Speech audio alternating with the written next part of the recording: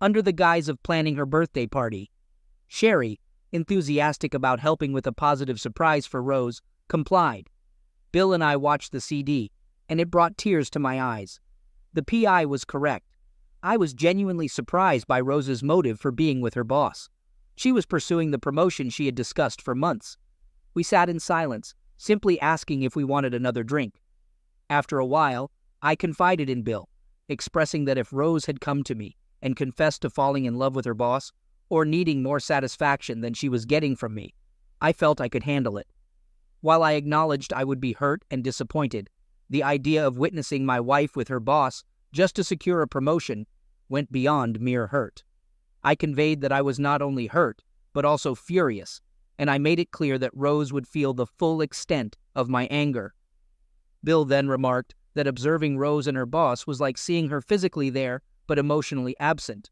He noted that, regardless, she had prioritized her job over our marriage, and now she would have to live with that choice. Handing me my drink, Bill added that the girls would be home soon and asked if I knew what I was going to do. I responded, stating that I believed I knew what to do. Looking up at Bill, I continued by sharing that next Monday was Rose's birthday, and I was determined to give her a surprise birthday party she would never forget. Acknowledging the need to act fast, I mentioned that I would require Bill's help, and proposed involving Sherry if that was acceptable to him. Bill agreed, stating that Sherry and Rose were close, assuring me that Sherry wouldn't do anything to hurt Rose. He clarified that Sherry wouldn't be involved for that purpose. However, he noted that Sherry knew all the people to invite, and he emphasized the importance of my presence at the party to help execute his plan. Feigning more intoxication than I was, I successfully avoided Rose when the girls returned home. The next workday, I consulted with a computer-savvy colleague in the shipping department, detailing my requirements for pictures and a video, which he assured me he could easily create. I called Sherry and shared with her that I planned to use her idea, but wanted the party to be a surprise. I suggested having it on Sunday afternoon around 3 p.m. and asked for her assistance. Sherry enthusiastically agreed. I instructed her to contact all the people for the party and mentioned that she would need to get Rose out of the house on Sunday for a few hours. Just before we hung up, I told her I would inform Rose's parents. Next, I went over to Rose's work, asking her to lunch, which she told me she couldn't do as she was to be in a meeting. That was fine because the reason I went there was to invite her boss to her birthday party. I informed him about a surprise birthday party I was planning for her and expressed that it would be great if he could attend. I suggested bringing his wife, adding that it would be a fun gathering. I expressed my hope that he could come and requested that, if possible, he should park at the grade school. This way, when Rose's friend brought her home, she wouldn't see all the cars. I mentioned that a friend of mine would be escorting the guests from the school to my house and emphasized that it would be a fun event. I concluded by expressing my hope that he could make it. Next, after work, I went to Rose's parents' house, telling them my idea for the birthday party. Rose's mom gathered some pictures of Rose from childbirth up to our wedding. Later that night, I went to the computer guy's house. I showed him everything I had and gave him my idea of how I wanted the evening to go. He didn't say much, but after listening to me, he suggested a different way, which would have a more significant impact on everyone. I liked what he suggested, and after agreeing to his idea, he told me he would have it done and ready for me by Saturday. Wednesday, I went to a lawyer's office and initiated divorce proceedings with the reason being infidelity. Additionally, the attorney suggested pursuing legal action against her boss and the company they work for, expressing confidence in obtaining compensation from Rose's company. On Friday evening, I had Bill sitting across the table from me. I commented that when you think things can't get worse, they seem to find a way. Bill asked me in response what I meant. Well, Wednesday, when I went to see the attorney, I spent more time there than I thought I would. When I left the attorney's office, my mind was filled with my marriage problems, causing me to forget to go back to work and send off the bid for a job. The company lost out on the job, so today they suspended me for 30 days without pay. If it weren't for my boss, who knows that my marriage is going down the tubes, I would have been fired. My boss, though, wants me far away from Rose and this mess so I can get my head screwed back on. He gave me his timeshare that he has in Mexico to use, telling me that if I want to keep my job, I'll be in Mexico no later than Wednesday. Bill inquired if I was going. I replied affirmatively, expressing that I couldn't afford to lose this job. I suggested we proceed with discussing the details and potential scenarios. At Rose's surprise birthday party, I explained how the pictures were going to be displayed and also how I hoped the evening would go. Once I started the picture event, Bill was to ensure that Rose's boss didn't get away, as I wanted him to see the entire show. I also told Bill that the person playing the bartender would also be serving the divorce papers to Rose and papers to her boss. Arriving home, Rose was upset and demanded to know my whereabouts. I explained that I was with Bill. She dismissed it, saying it was no big deal. However, she disagreed, arguing that it was a big deal because she had come home early with great news, and I wasn't there. Rose accused me of excessive drinking and avoidance, stating that it seemed like I had a girlfriend. My face turned red, fueled by anger. Seeing my reaction, Rose appeared concerned. How could she accuse me of having a girlfriend while she pursued a job promotion by being involved with her boss? On the verge of losing my temper, Bill's voice echoed in my head, prompting me to apologize, deny having a girlfriend, and inquire about the good news. She shared with great excitement that she got the promotion, and starting next month, she would be the new regional sales manager. Rose expressed her joy by jumping up and down, then running into my arms and hugging me tightly. Surprising me again when I didn't think she could, with her arms still around me, hugging me tight, Rose conveyed, "Now we'll get that baby we want." Pushing her back to arm's length, I inquired about the meaning behind her words. Rose promptly nestled herself back into my chest and conveyed that our luck was changing, expressing a sense that things were going our way. She shared the news of her promotion and professed her love, confidently anticipating that I would be the one to make her pregnant. Following that, she looked up at me and sought confirmation about my desire for a baby. Rose, seeing the tears in my eyes, thought they were because of the baby, when in fact the tears were because I was soon going to lose the only woman I have ever been in love with. Grabbing me by the hand, Rose led me to her bedroom. We climaxed together. Rose expressed a desire for closeness again on Saturday morning, and I complied, although my involvement was perfunctory. While I was in the shower, Rose entered with a concerned expression and inquired about any concerns bothering me. She conveyed surprise at her recent inability to outlast me in lovemaking. In response, I encouraged her not to dismiss the possibility that something might be wrong. I pointed out my altered behavior over the past few weeks and the excessive consumption of drinks. Swiftly changing the subject, I admitted feeling responsible for our inability to conceive, suggesting a potential issue with my body. I proposed the idea of seeking medical advice, considering she had been off the pill for several months. Looking at her, I mentioned, maybe there is something wrong with my body, and I should see a doctor. After all, you have been off the pill for several months now, right? Rose took hold of me, and without directly addressing my question, proceeded to provide a significant pep talk, emphasizing that I was placing too much pressure on myself. She also said that now she has gotten her promotion at work, she too will be more relaxed.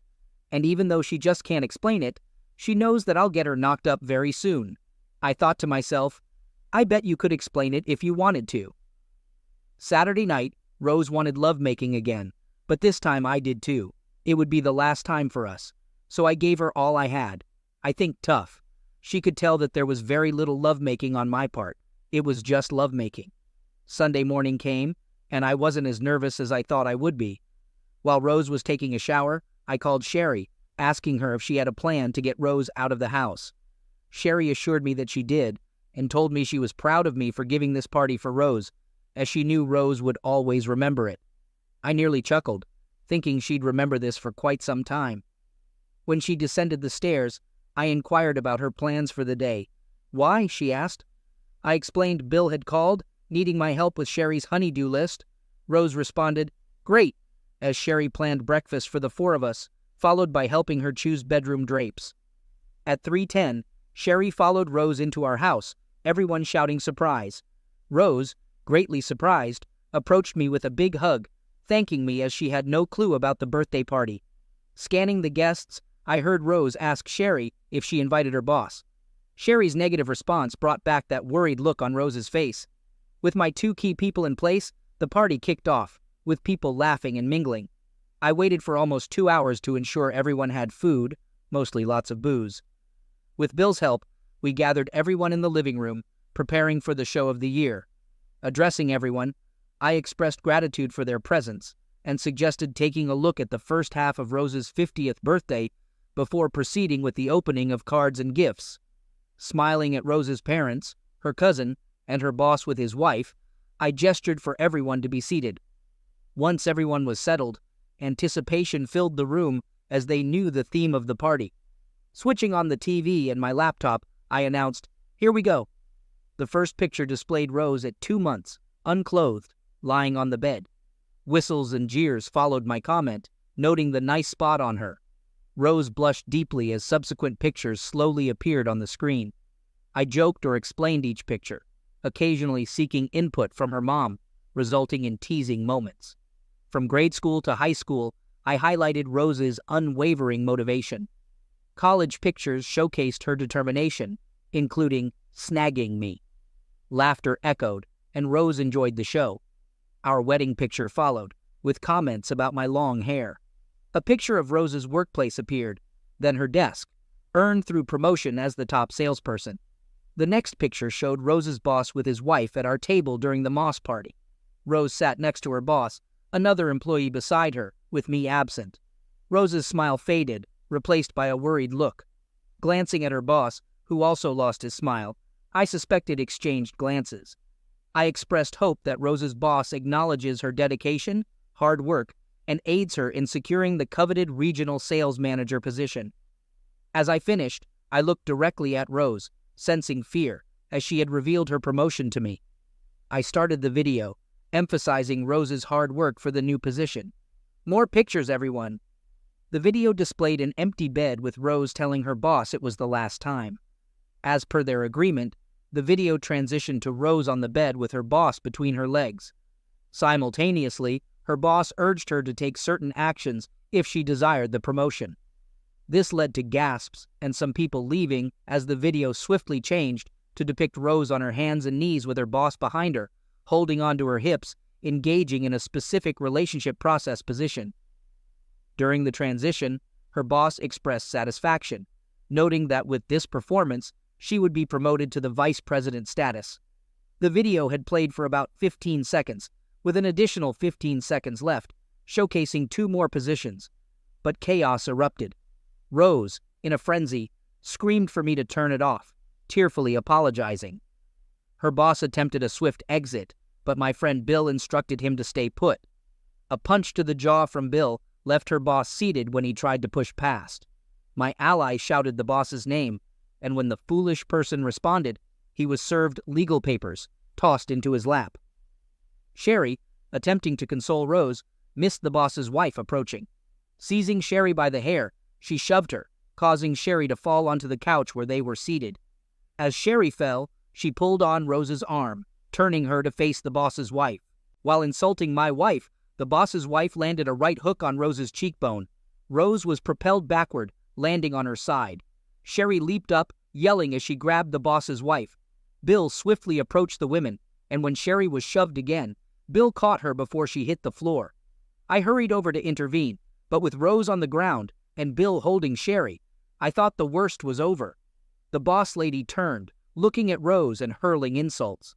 Rose, now on her hands and knees, reached over to place her hand on the ottoman, slowly lifting her knee and attempting to stand. Rose tried to stand, but her head was still spinning from the punch. This left her back toward the boss lady with her legs about a foot apart. I reached Rose to help her up and ensure she didn't get hit again. Turning my head to check the boss lady's location, I saw her take a full step toward my wife. Then, like an NFL punter, she kicked Rose squarely between her legs. Just as I put my hand on Rose's arm, I felt the impact rock her entire body.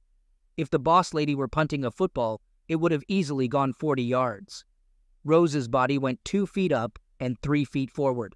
Rose let out a scream louder than I had ever heard. Landing on top of the ottoman and bouncing off, she fell onto her side. Rose screamed from the moment she was kicked until she finally landed on the carpet. Once on the carpet, Rose's knees came up to her chest, hands between her legs, crying harder than I had ever heard anyone cry.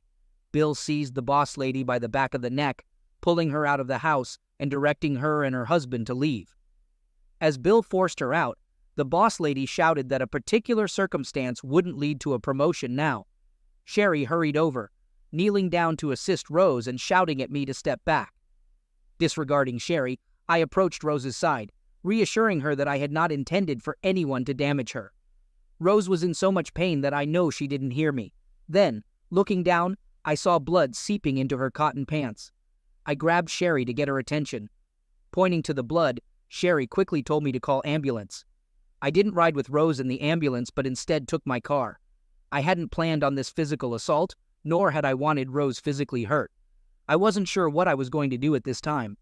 Bill, Sherry, and I were in the waiting room when the emergency doctor came to talk to us. He informed me that Rose was going in for surgery as soon as the specialist got there. He asked me what happened, and I told him that she was kicked in the groin by another woman. After a few more questions, he asked me if I wanted to see her, which I said no. A few hours later, the operating doctor approached me to provide an update. They mentioned having never seen an injury like this, explaining that the impact had struck her at the base of her love button area, causing the tissue to explode in 3 directions due to the force. The doctor stated that they had repaired everything, but expressed concern about her love button. They conveyed that if it didn't repair itself, it could have an impact on her lovemaking, Yuli. I inquired about the details. The doctor explained that the love button area plays a role in stimulating women during lovemaking, contributing to enjoyment and aiding in achieving pleasure peaks. They expressed concern that if the area didn't heal properly, it could make it challenging, if not impossible, for her to experience pleasure peak. The doctor mentioned she would be in recovery for a couple of hours, and then I could visit her. Leaving the hospital a few minutes later, Bill stayed with Sherry there. We stopped for a meal, conversed for a while, and then I went home. On Monday morning around 10 a.m., Sherry called me, asking when I would be visiting Rose. I wasn't sure, possibly tomorrow. Sherry pressed me, and I decided to hang up and turn off my phone. On Tuesday, I entered Rose's room just after lunch. Sherry gave me a disapproving look as I approached the side of Rose's bed. Without giving Rose a chance to speak, I began explaining.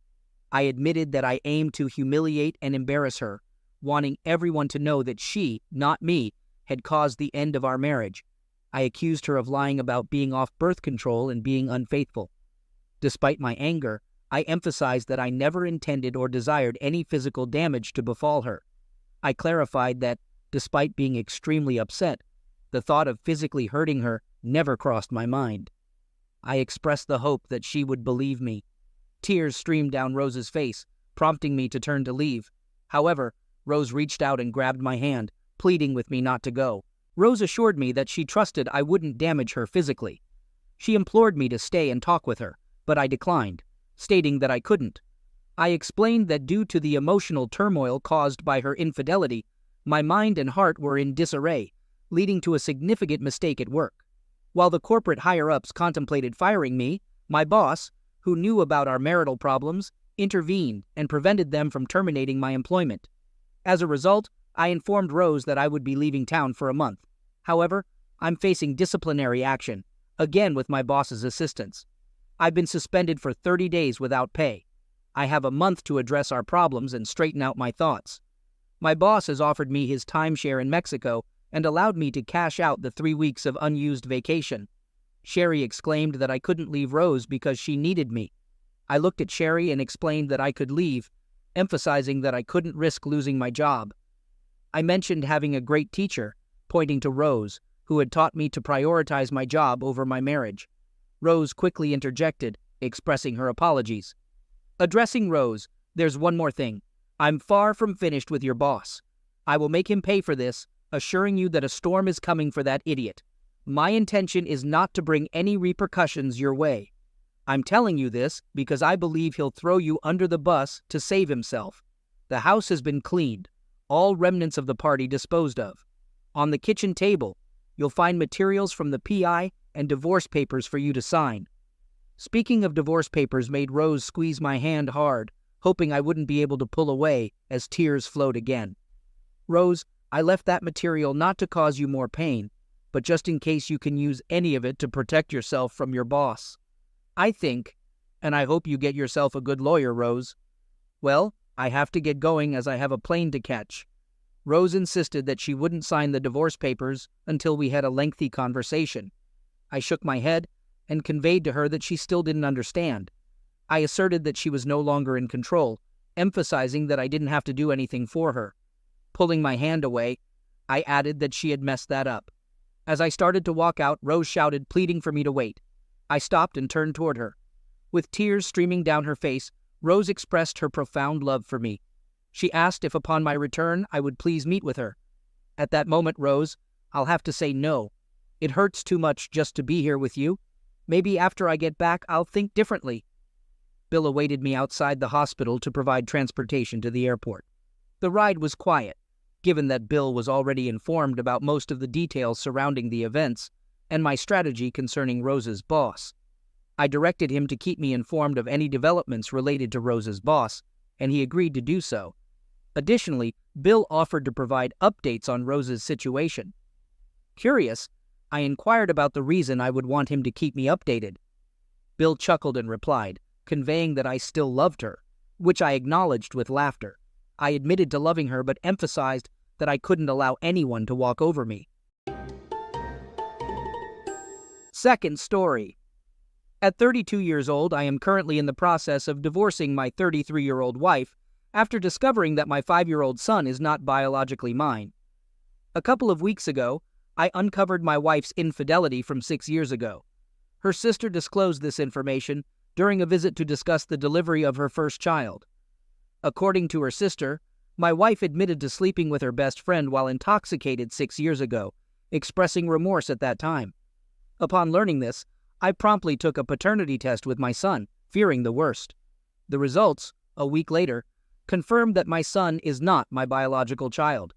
Strangely, I began to perceive the boy differently, more like an acquaintance than a son. Armed with evidence, I confronted my wife at night when the child was sleeping. Despite her inquiries about who told me, I maintained that it was none of her business, even though she would likely connect the dots to her sister. Initiating divorce proceedings left her devastated. Despite her multiple assurances that nothing had happened with anyone else since then, and claims of faithfulness in body and soul, I refrained from insulting her to avoid complications during the divorce, despite my disbelief and blaming of drinks instead of taking responsibility. In our conversation, she threatened to demand full custody of the child. Annoyed, I expressed disinterest in anything not biologically mine, allowing her to keep the child while I would keep our 2 dogs. She attempted to convince me to co-parent, asserting that I am the child's father. In anger, I exploded, yelling at her to go and take her child with her, referring to him as a fool. A week has passed since the incident. I am at home, which is in my name as a gift from my parents. She went to her parents' house with the child and has not contacted me since.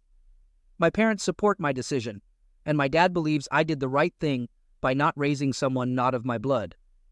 While currently seeing a therapist 3 times a week, who assures me that leaving behind what causes me pain is the first step, emotional turmoil persists. Writing here for distraction was suggested by my younger brother. My sister-in-law disclosed everything out of guilt, seeing me happy with my son while knowing he might not be mine. The revelation occurred during a moment of weakness when we visited her, causing her to break down with guilt. I harbor tremendous hatred for my wife and conflicting feelings of pain and resentment towards the child. Despite this, I am determined to move forward. I hope the divorce proceeds smoothly since we have separate finances and properties. If she seeks child support, I have proof of the child's paternity, which according to my lawyer should suffice in any legal process. My therapist advises against seeing either the child or my wife, emphasizing the importance of focusing on my well-being first. The child is no longer my responsibility, and accepting this reality is crucial for my emotional recovery. Update.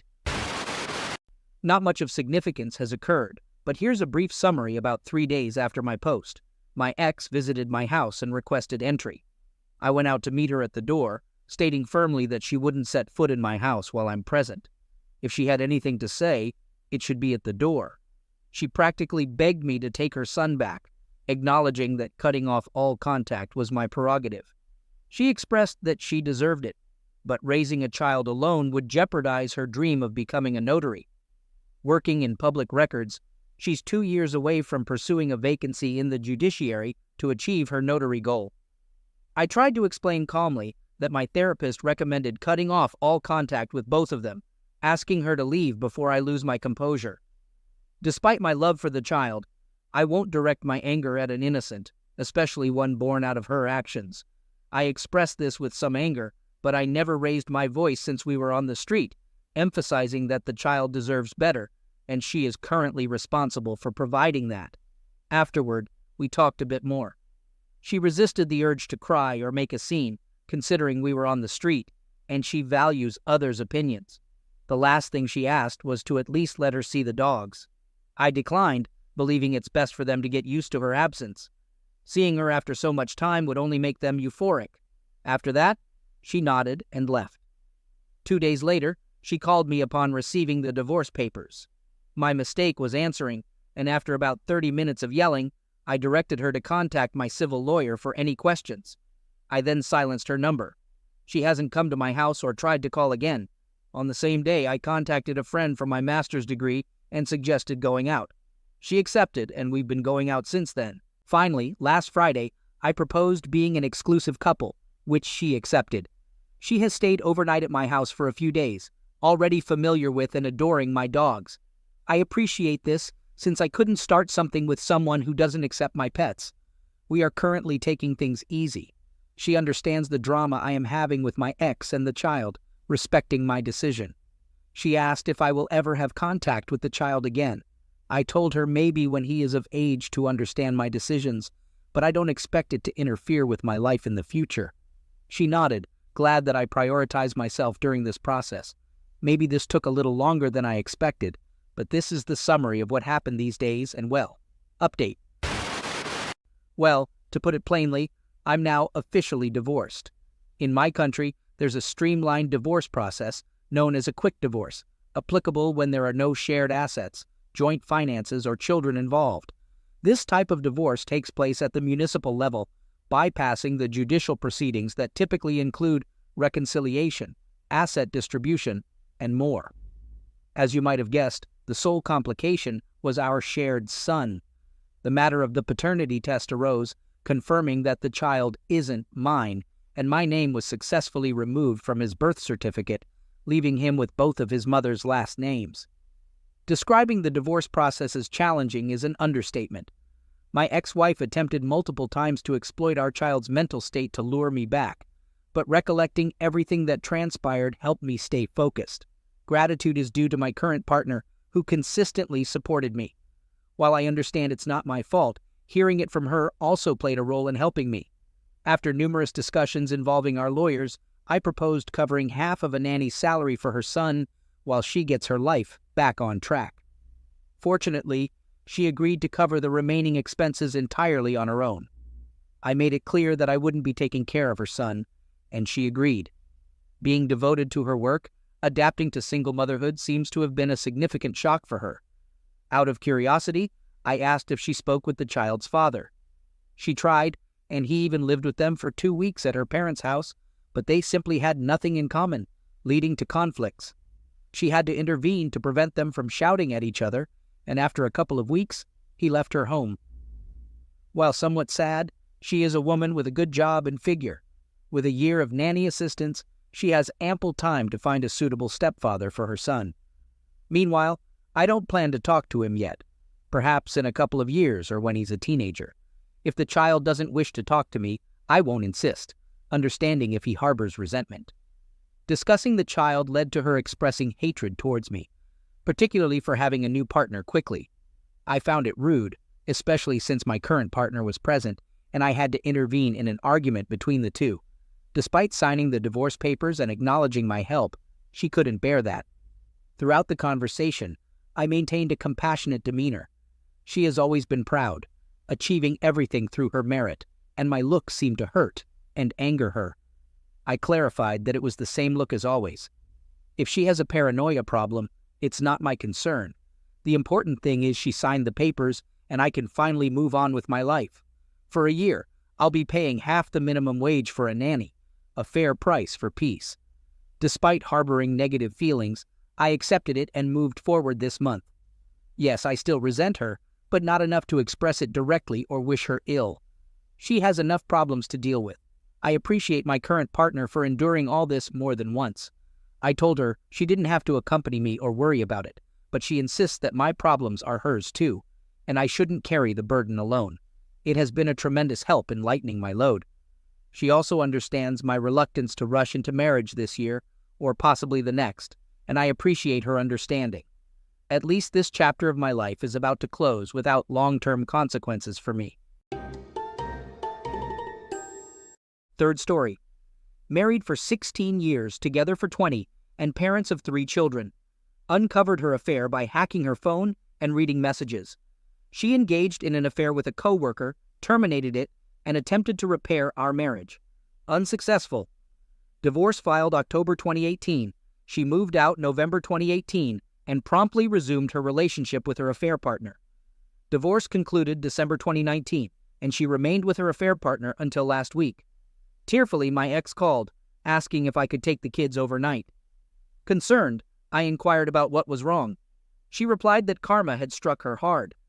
Sensing something awry, she went through her affair partner's phone while he was in the shower, discovering an extensive string of explicit Facebook messages, akin to how I discovered her affair. My ex is 39, he is 52, and his new affair partner is a married 28-year-old. Now, don't get me wrong. I initially wanted to celebrate this turn of events. From the beginning, I warned her that the guy was a beast of prey. However, after hearing her out, I realized she was genuinely in love with him, and part of me felt sorry for her. Ironically, she apologized more on that day than ever before for the pain she caused me, expressing remorse for the hurt I endured. Taking it with a grain of salt, I've moved on and found happiness with someone else over the last 6 months. Update. There was nearly a second instance of infidelity with the affair partner, AP, but my ex caught him before they could arrange a meeting. She has complete control over his phone, monitoring all his apps and checking his messages constantly. It sounds like a nightmare to me. My ex and the AP still have a peculiar on and off relationship. Let me delve into that a bit. Officially, they are not together. According to her, both of their Facebook pages are listed as single. She occasionally wears his engagement ring, and I'm pretty sure she would return it, unlike her refusal with my $12,000 wedding ring. She stays at his apartment occasionally, but claims they just hang out as friends. Why? Because don't we all spend the night at our ex's place, sleep in their bed, and just hang out? I'm still amused that she thinks everyone is naive like that. Meanwhile, she had to change jobs because of her close friendship with the plant manager at her previous workplace. They were always talking, going to lunch, taking Harley rides, walks on breaks, etc. Rumors started flying and things got messy there. Her work friend is married with 3 kids. He still visits her on occasion and takes her on a Harley ride to a movie or whatever. She was apparently caught by our teenage son kissing someone in the driveway. Our son didn't know who this person was and called me to ask. I told him to ask his mother who that was and played dumb. He was under the impression that she and the AP were still together because he was just over the day before, grilling out and mowing her lawn. Another new guy appears. She won't disclose how or where she met him. They went on 2 dates, and she didn't seem into him. They knew each other from a previous job, and he kept saying how he wanted to be with all her friends and coworkers back in the day. We were talking the other day about retirement. She knows my plan is to semi-retire in 6 years. As soon as I'm done with child support and all of my kids are 18, I plan to relocate south to a warmer climate. She gave me a sob story about how she had to raise all of our children while I built a business, and how she'll probably have to work till she's dead and never retire. That is so far from the truth. I put in just as much time, housework, and effort into our family as she did for a few years. I did even more than her while she was out partying with her friends 4 or 5 nights a week. My response to her was, "You made your choice to leave me and go with your AP." Her facial response was glorious to see. I was her retirement plan. She now has a whopping $14,000 in her $401,000 for retirement, and she is in her early 40s. Even if she stays or goes back or whatever she is doing with her AP, he makes okay money, has no savings, little retirement, and doesn't have a pot to piss in or a window to throw it out of. So there is some karma in that. My thought to pass on to all of you going through a divorce or on the verge of one is this. My life was torn apart from October 2018 to December 2019 when our divorce was final. Fast forward a few years to now, and I'm happier than I have ever been. I am looking to retire early and enjoy some beach time. My relationship with my kids has never been stronger or better. When things look so dark and terrible, be a good person. Don't lie or deceive. Don't try to be malicious or involve the kids. Between you and him, Dar or her, keep your head up and keep walking. The farther you can walk away from the darkness, the better your life will be. Stay strong, my friends. You got this.